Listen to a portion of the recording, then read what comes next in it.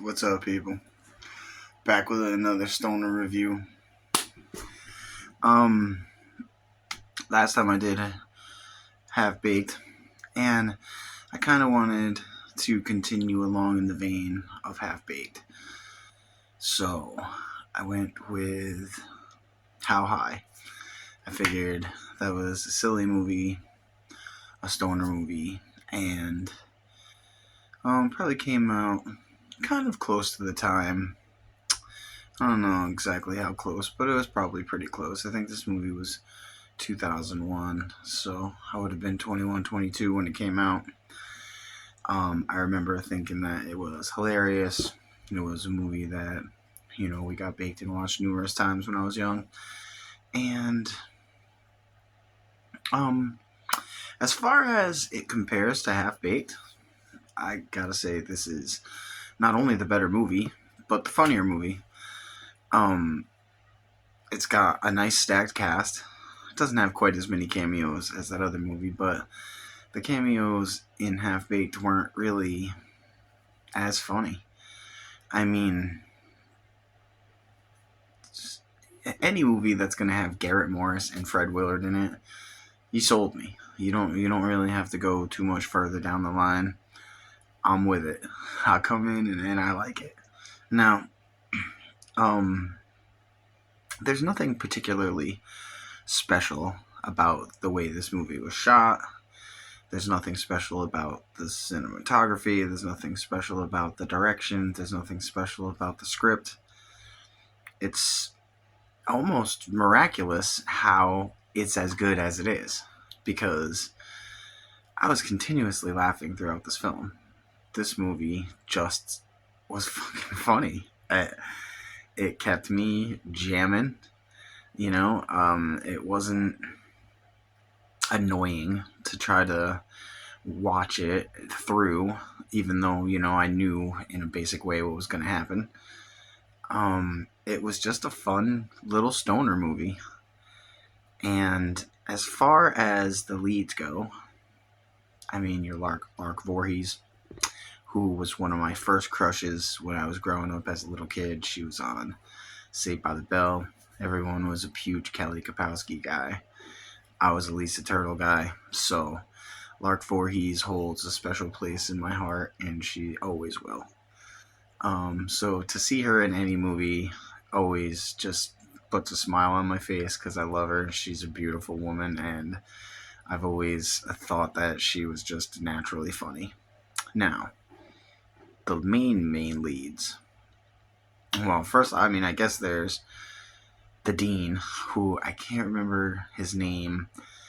I'm not going to try to say it because I'm going to totally bungle it. It's a very unusual name, and I was having a hard time pronouncing it when I was trying to, so I'm just going to leave it alone.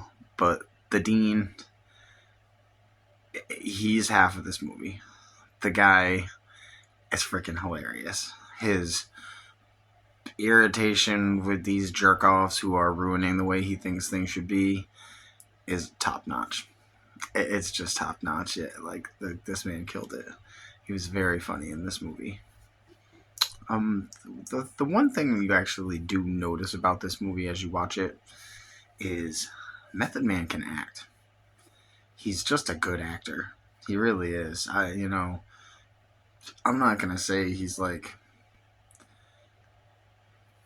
comparable to some of the maybe Juilliard trained guys that we have. He's not Daniel Day-Lewis or something, but he's a better actor than a lot of actors that you see working on a regular basis. Like, he's got chops. Even in this little silly stoner flick, he gives a completely new take on something different than you've ever seen from him before.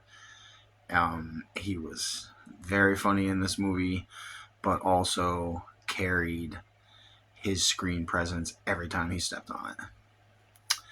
The same can't be said for Redman, who is not a very good actor, but is naturally funny.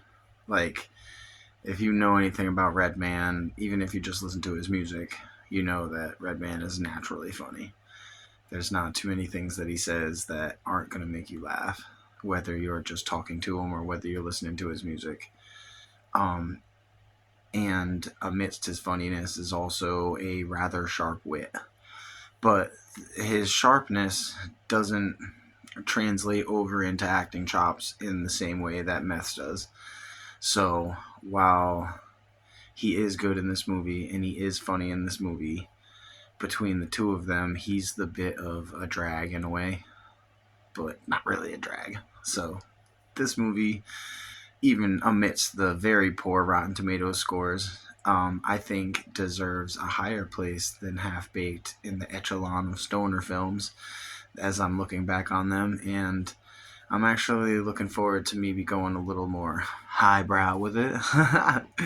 And it could be Dazed and Confused next. I think Dazed and Confused is going to be the one that I'm going to check out because I haven't seen that movie since I was a kid, and I always thought it was excellent. I really enjoyed it. So hopefully I will. I also enjoyed this movie. It wasn't, it wasn't an incredible movie, but I'm going to call it a solid 8. And so far it's on the top of my stoner movies that I've rewatched, which there's going to be a plethora of them. So let's keep them going. Please subscribe and comment on this. Tell me any stoner movies that you like and you think I should watch. Have a good night.